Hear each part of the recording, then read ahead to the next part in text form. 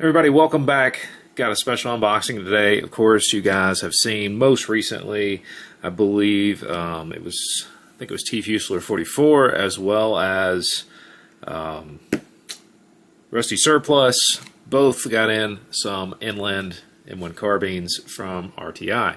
Now, you guys will notice in the, I guess, recent months, they've been running a whole bunch of those for, $8.99, which was a really good deal, all things considered. And of course, today, that's what we're going to take a look at. Now, that being said, Surplus is just not getting any cheaper.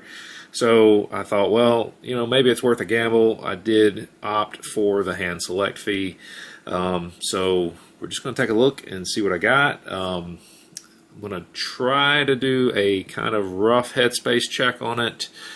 I do not have a bolt disassembly tool, so we'll do the best with what we got. I don't have it yet, but we're going to take a look at it. They shipped it in a rather long box. Of course, you can hear that it is it doesn't even seem like it's well padded in here. I don't know. I really don't know what to expect. So I don't think they currently still have these for that rate, but they run sales all the time. But let's check it out. Let's see what I got. I'm hopeful that it looks good, but we're gonna find out.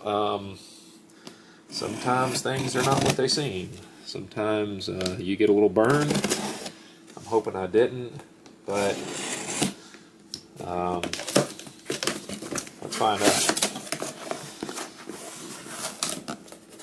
Alright, so looks like we got one of those off the bat. Looks like it is just kind of sitting inside some cardboard and some strange looking bubble something. I don't know. Now, I don't expect this thing to be perfect. Like I said, I opted for hand select, so I have a, hopefully overall better muzzle, or not muzzle, but hopefully a better overall bore. Really hope that's the case. I'm kind of scared, to be honest, because I really don't know what I've gotten myself into. Hopefully it's not a lost cause.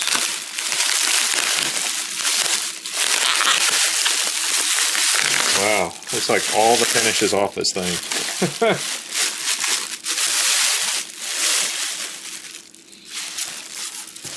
Now, I do smell the very distinct smell of boiled linseed oil on this. Looks like all the finish is gone, but not necessarily, I guess not necessarily wire wheeled. They might have taken the finish off using something. I don't really know. I don't know a lot about these, so you guys will have to forgive me on that. But let's at least give it a once over. There's a DA, wait, looks like a BA and a CAB cartouche here. You guys will have to educate me. I don't have a clue what this stuff is. That is a KT marked front band. Trying to see if I have a marking on the bayonet lug. I do not.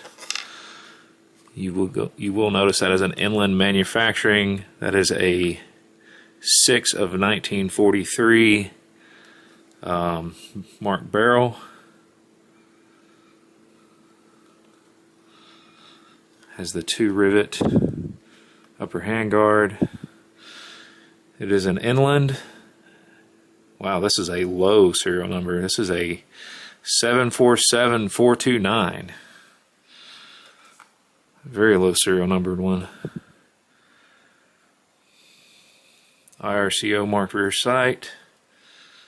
Is the round bolt.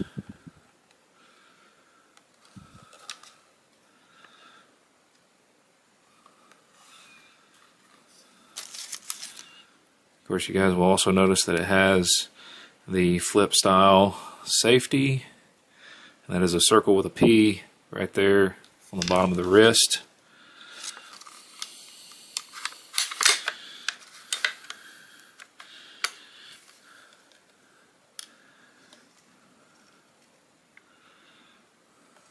Doesn't look terrible. Let me do a check down the bore off camera.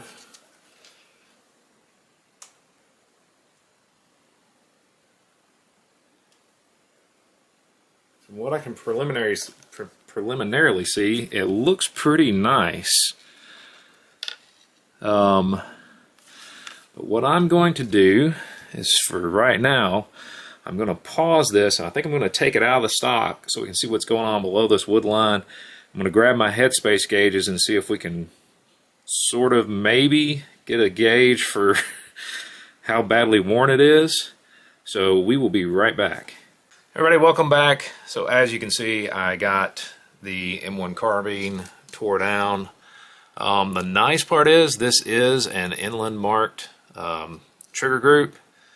So you guys will have to forgive me. I do not know what all the abbreviations are that are on here, but it is an HI marked hammer.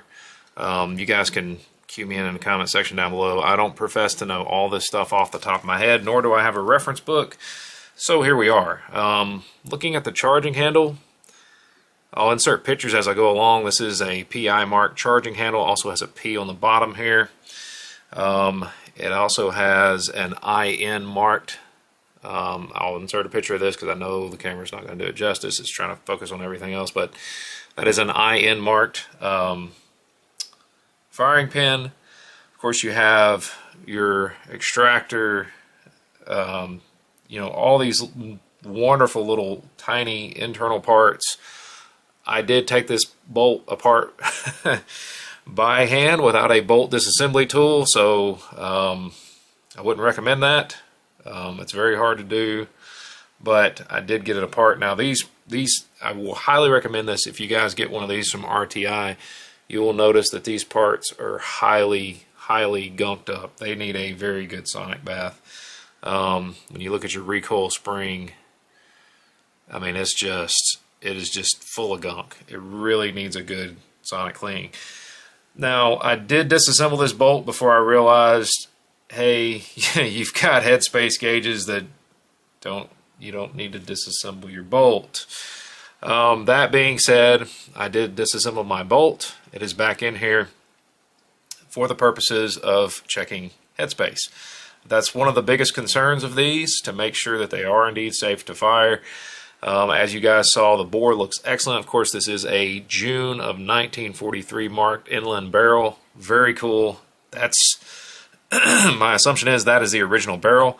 So we're going to first check it with our Forster 30 caliber or 30 carbine go gauge. So we're just going to take this go gauge like this. We're going to insert it into the chamber. I'm going to push that up in there. Of course, always make sure your chamber is good and clean. I did run not only a patch, but also a brush through it to make sure there's nothing in there that would keep that from, that would prevent me from getting an accurate headspace check. So then what you're going to do is you're just going to push your bolt forward. Now, once again, remember, this is the go gauge. You expect it to fully close on a go gauge. So without any effort whatsoever, she closes. Now, there is an ever so tiny backward to forth movement right there. But it does indeed close on the go gauge. Now, instead of getting a no-go gauge, because I knew this wasn't going to be a new barrel, I opted for also the Forster field gauge. Of course, the field gauge represents the maximum safe allowable headspace, and in this case I was like, okay, well, let's just do worst case scenario. So we'll get the field gauge. I'll now insert that. Let's get that in there, and let's see if we can turn that, or basically drive that bolt home and see if it'll rotate. You guys see that? I'm just tapping on it, and it is not locking whatsoever. It's not moving anymore. It is not going into battery completely. So that's a very in my opinion, that's a very promising sign right there. That at least tells me that the headspace, at least to me, I'm not an expert, appears to be okay on this rifle. Like I said, guys, that is always the biggest primary concern. So I'm going to shut up for a minute, and now I'm just going to show you what these parts look like below that wood line. That's what things that you don't normally see. You don't see detail of that on RTI's website. There's a whole bunch of proof marks all over that.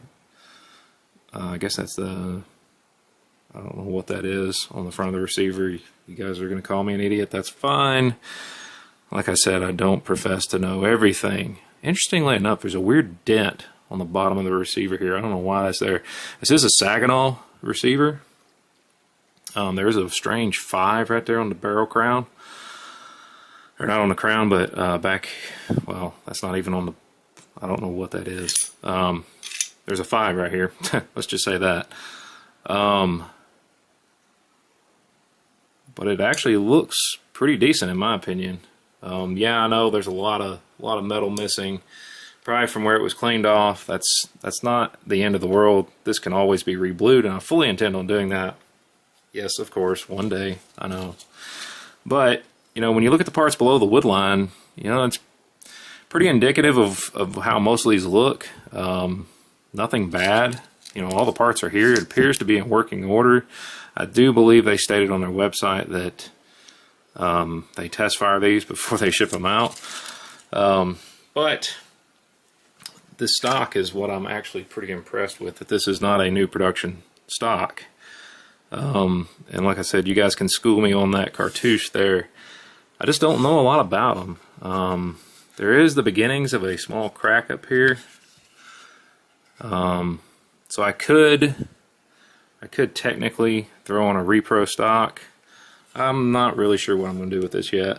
But it's pretty nice, all things considered. Of course, the 2 rivet style upper handguard, and I don't know if that's an IO or if that's a 10 or if that's a 01 on that upper handguard. You guys will have to tell me. I don't have a clue. I don't know what that means. But that being said, for the money, you know, honestly, guys, yeah, it's pretty. You know, a lot of the finish is gone. I mean, that's just the truth of the matter. But the bore looks good, and at least by my very limited knowledge, it appears as though, you know, it actually appears as though it's fine in terms of headspace for sure. And, you know, if you want something that's kind of historic that you can still shoot without breaking the bank, I mean, this is a, in my opinion, very viable option.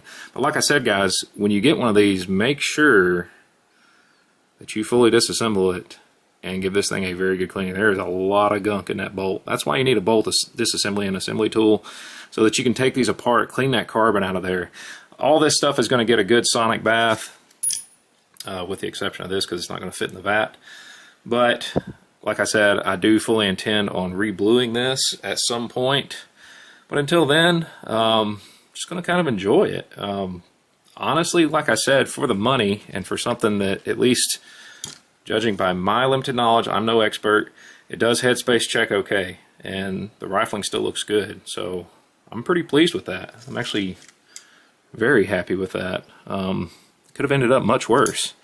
So big shout out to Uli and to RTI. Like I said, guys, this was one of those $8.99 specials, and I paid the extra for the hand select because I wanted something that I'd be able to shoot and enjoy, and at least be somewhat accurate, at least as accurate as I can be with it. So, you know, I'm pretty pleased with it. Like I said, it's missing a lot of finish wear, and I don't know if that was by RTI or, you know, by the guys in Ethiopia or what, but yeah, it's pretty nice nonetheless. So I'm pretty pleased with it. You guys make your own judgments. I'm going to put links down in the description below, not only for Rusty Surpluses, but also for T-Fuse 44's video. or videos on the ones that he got, so you guys can kind of gauge and look and get an idea for yourself on what you want to do. So hopefully this helped you guys out in maybe making an informed decision as far as whether or not you want to go with these. I don't know how much longer they're going to offer them. I know right now they're sitting at I think 12, I want to say 1,200, so they may be running another sale. I don't know.